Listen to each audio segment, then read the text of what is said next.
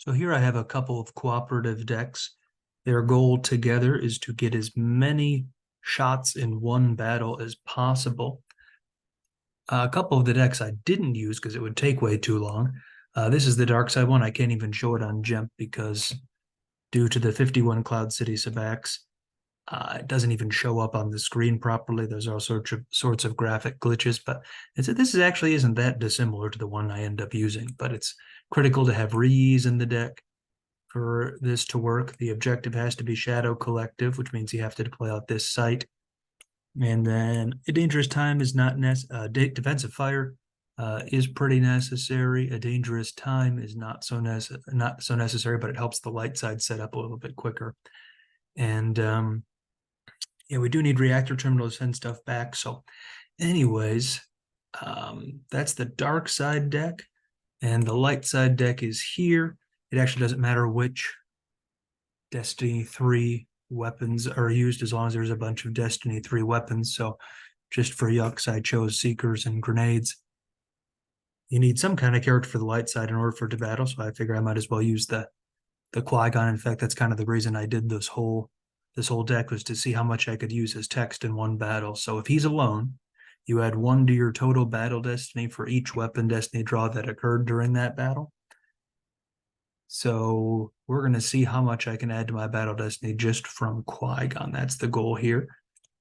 So this would take forever. I played maybe 5 turns of a game with this deck versus this deck, but gosh, I don't even know. 40 turns. It depends how lucky you are in terms of drawing cards, but you got to play Sabak at least 55 times, and that would be pretty rough. So yeah, at least 55.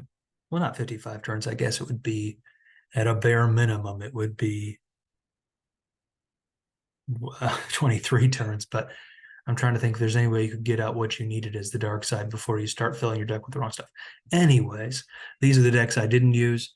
It would take a couple of hours probably to play this game, but you could certainly send a lot of these cards over to the dark side to get their deck full of cards they can fire more shots, and it's pretty important that they be 3s. So here's the decks I actually did use. And the goal here was to do as much as I could in 10 turns. So to get as many shots as I could in a battle on turn 10. It ends up being light side turn 10. So Regisk is useful because he can steal devices from the lost pile, and then Reese ends up being the key for the deck, which we'll see in the battle here eventually. There's lots of ways to smuggle cards to your opponent's deck. I basically just went with Sabak, mostly because they're used interrupts, and the dark side has a Destiny 3 one, so I keep sending Destiny 3 used cards back to my Destiny 3 cards back to my used pile. The light side has some used interrupt Sabaks too, but I chose to go with Trooper Sabak, then also went with a lost interrupt Jabba's Palace Sabak. So the goal is for light side to lose Sabak intentionally, and then the dark side can steal one card each time. It's got to be a Destiny 3 for the purpose of reuse. 4-Lam is out there to speed things up a little bit. He's not necessary for the deck, but it is nice to put cards back that you don't need and hopefully get cards that you could use. Light side can play Sabak too. So in addition to a lot of Sabak to steal cards from the opponent's deck, there's Regisk in there. He's stealing from the lost pile. I did have Treva Horm for a while, so I was selling, by a while, I mean when I was testing, and I was selling interrupts to the dark side, but that kind of slowed things down because the dark side would have to use 3/4 every time I sold them a Destiny 3 interrupt. So yeah, they would use 3/4. I would give them the interrupt or sell it to them and then activate 3/4, and in some order like that. There was also a Jawa Herat who can let you look for Utini in your control phase. So what I was doing with her was I was stealing Yurka Mig. It's a Utini effect. Utini lets you steal Utini effects. And the problem was the it's miscoded in GEMP, so it's coded as a 4, even though it's a Destiny 3. So maybe that's been fixed by now, I don't know. But the only other Destiny 3 light side Utini effect is, what is thy bidding, my master? So the way I thought of to get that out would have been to put Boba Fett in Slave 1, which can have passengers in the dark side deck, then have an exterior Tatooine site. So like Jabba's palace for the light side, have an exterior Tatooine site, deploy Boba Fett's ship in space, land it, get Hera on board, and then after I do that, I can deploy What Is Thy Bidding, My Master on the Tatooine system, and the light side would have out Dash Rendar, and Dash Rendar has Emperor in lore, and that's in a Utini effect. It can only target cards with Emperor in lore.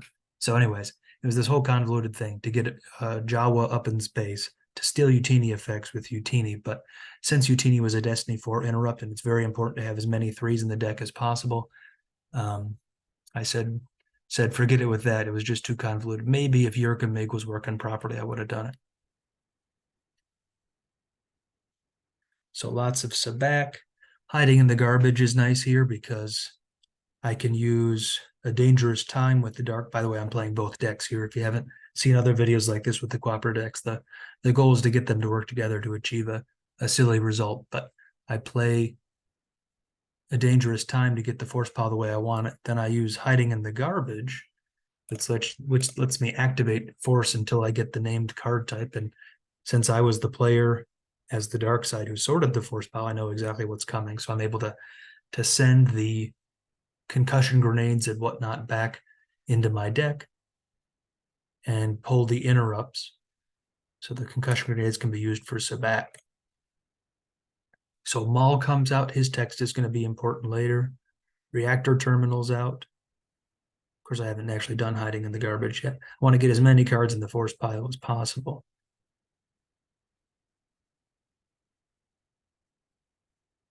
So when you can order things you want and then use Hiding in the Garbage, you can end up doing things pretty fast. And getting all the cards you need, playing lots of Sabak. Sometimes it takes a while to draw all the cards you need. The more concussion grenades you take out of the deck and give to the dark side, the more interrupts you're going to have in the deck. Of course, I didn't need to have all these in there, but I wanted to speed the game up. And eventually I got the hang of putting things the way I want them. I don't think there was a Sabak where I messed up and couldn't steal a concussion grenade. There's Yees with Boba Fett's blaster. And Boba Fett's blaster is cool because it can fire repeatedly. And I know that screen's flashing up on top of it, but it fires repeatedly and can be fired repeatedly for 1 force each time. It's the only weapon that can do that. That's why it's critical for this, because if you're spending 2 force to fire each time, that's a massive reduction in the amount of shots you can fire in a battle.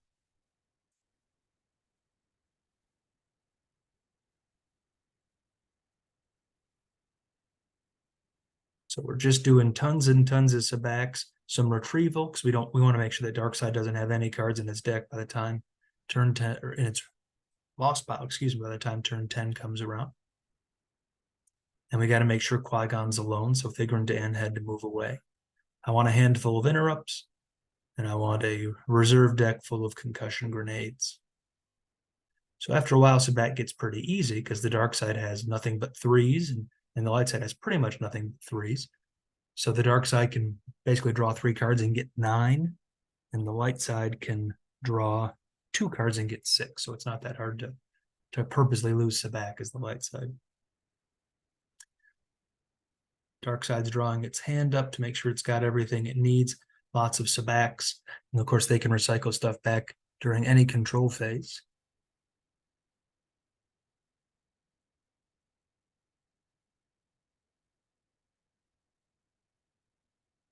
So I think we might have missed it, but what Regisk can do, he can lose 1 force to steal cards from the opponent's lost pile. So I didn't do that.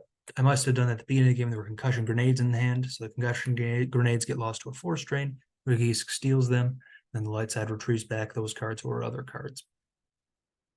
And the force that the dark side has to use to retrieve, they have to lose a force to retrieve. The light side, when they play either way you win, they can retrieve 1 card back, while the light side retrieves 3 force.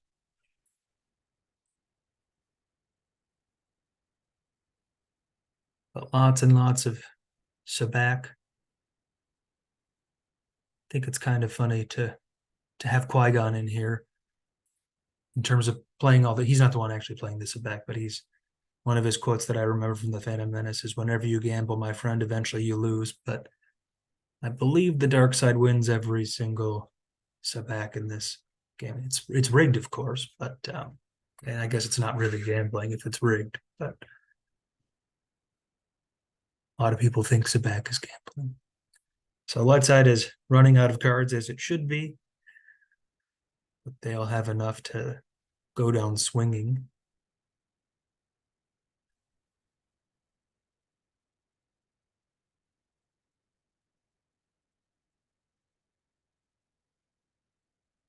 So it hasn't taken too long. Hasn't been short either, but yeah, every sabacc we're sending cards back, and now the dark side needs to really make sure they activate enough force. And they're sending all the cards back they don't need. And then I have the altar in hand, because one thing that the light side is going to do to help out the dark side here is they're going to alter reactor terminal to send reactor terminal to the lost pile. I slowed it down a little bit too much there. But either way, you win to send it back. And the dark side, before this all happened, put a very special card underneath their used pile. So the bottom card there is going to be a very key card to draw for a weapon destiny.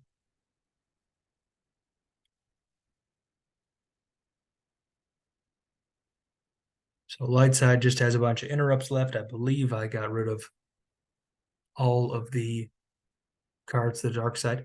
And it turns out, I guess I was one turn ahead of schedule. So maybe I could have squeezed in a couple more concussion grenades. But I ended up being pretty happy with the results. So dark side plays defensive fire, and they're off firing. So the first weapon firing was free. So it was pretty important that I have at least one extra force in the force pile. Well, it's kind of interesting actually, because since the first one is free, it would work if they were exactly even, but it would be kind of close. So I just put one extra card in the force pile. But might have actually worked better to have one more card. Well, that wouldn't have worked to have one card in the reserve deck, depending on the card that comes up. But in any case, if it would have worked out to have it be 40 and 40.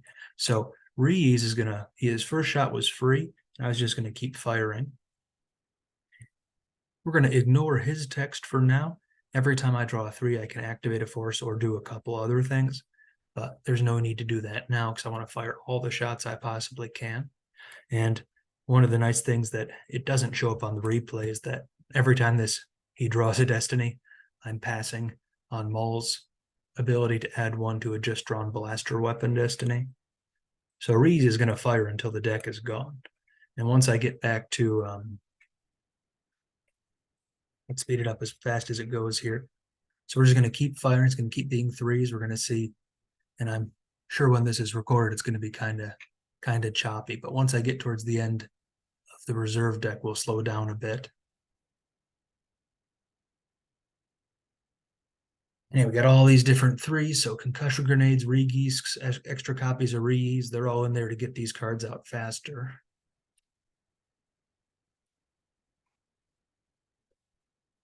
We're going to draw a bunch of concussion grenades before all is said and done. So every time you're using a force and drawing a destiny, and every time you're doing that, you're building up the used pile. So 2 cards per shot, 1 shot to fire, 1 force to fire, excuse me, and 1 card drawn.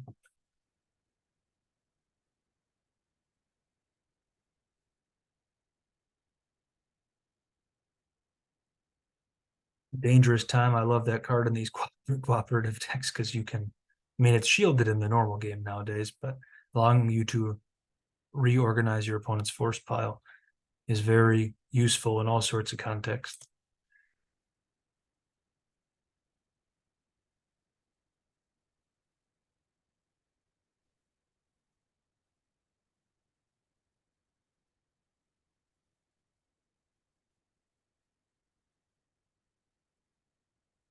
Can't remember how many of each character I put in the deck, but it was probably 5 or 6.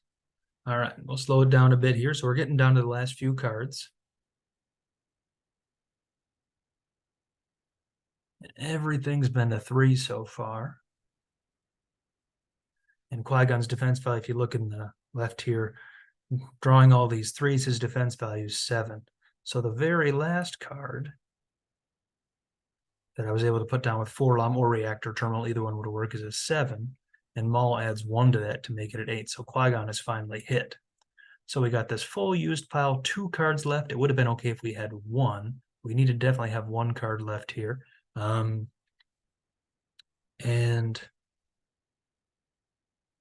well, yeah, 2 cards, I guess, is necessary. That's interesting. I guess it does need to be 2 now that I think about it. Kind of forgot that. But what's neat is that as soon as you hit somebody, you immediately flip this card and you recirculate and shuffle your reserve deck. So as long as we had 1 force left, we're good to keep firing. The reason being, as I mentioned before, with Yees, whenever you draw a Destiny of 3, you can activate a force. The problem is that the 7 is still in, the 7 got reshuffled into here. So maybe we'll draw that as a weapon destiny, or maybe it'll be the force we activate. I guess there's a 50-50 chance that it's either going to be activated as a force or drawn as a weapon destiny. So we need the first card, the first force, to prime the pump. And then after that, we can keep firing. So I'll kind of go faster with this too.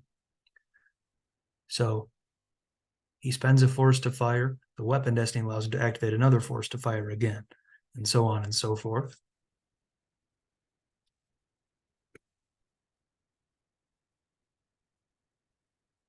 So if we draw the 7, we'll be down to 1 force. But the good news is if we draw the 7, then we don't have to worry about drawing anything other than a 3 after that, because there's only 1 non-3 in the deck. It's the 7. So it would have been risky to only have 1 force in before starting this second round of the same firing, the second half of the fire repeatedly process. Because if you draw that 7, then I suppose you're done.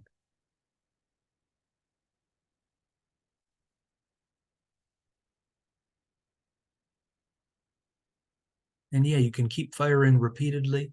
Since it says on the objective, immediately recirculate and shuffle, it allows you to do that even in the middle of the, yeah, so if you're about to, let's see, what does it say? Whoops, I'm on the, yeah. If you just hit a character and then you may immediately recirculate.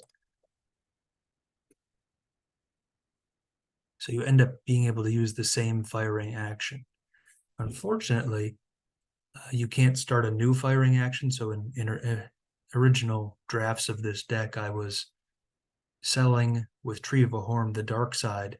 I was selling them a card that allowed them to have a recirculation of the reserve deck. So I was going to start firing again with him.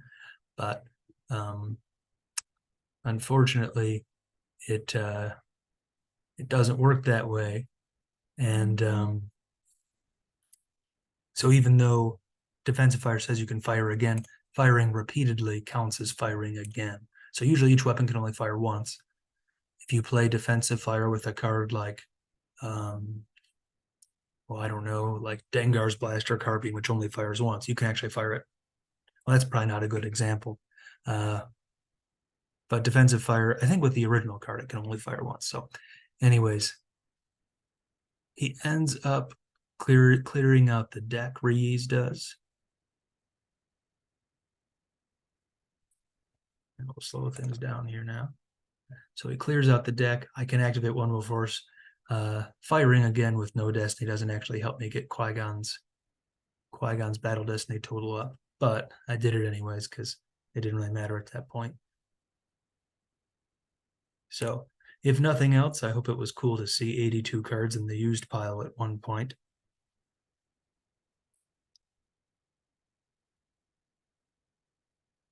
So Light Side's going to draw Battle Destiny. And I'm getting a 4. There's going to be lots of 3s and 4s in the deck. A couple 5s even, I think. 84 total Battle Destiny. So that must mean I fired 80 shots if the Battle Destiny was 4.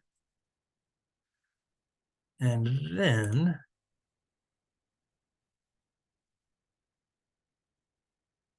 83 battle damage to take with only 82 cards in the used pile. And that kind of all happened at once, but the dark side lost it all, and they still had 1 battle damage remaining. So that's the end of the game. Light side was able to add 80 to their total battle destiny with Qui-Gon, even though he had to sacrifice himself to do it, getting hit. I think I did all right for 10 turns. I think I saw a couple things that maybe I could have added a few more cards to get into the dark side, give over to the dark side, and giving them even more shots to fire, because basically every card you send over makes a difference, and every 3 you send over really adds the total number of shots you can fire. But yeah, that was the deck. I did 80 shots in 10 turns. I'm sure there's ways to do even more, but I was satisfied with it. If I don't know if one could really get 100 shots in 10 turns. I think you'd have to have a lot of things go right to get 100. Plus, you'd need to have 100 cards in the deck, which is tough to do considering what needs to be on the table. But because the more cards you put in the deck to send over to the dark side, and the more cards you put on the table, the harder it is to do things faster. So anyways, let's see here. I'll get out a full screen. And if you really were patient, I'm sure you could get well over 100 using these decks, but that is probably not something I'm going to put into a video. And if there were a mistake along the way, especially in the firing process, oh goodness, I was very careful to always click the right button here when I was playing this, because I didn't want to have to start all that over. But yeah, at the very least, I hope you enjoyed seeing 84 cards in a lost pile, 82 cards in a used pile, 80 shots fired in 1 battle.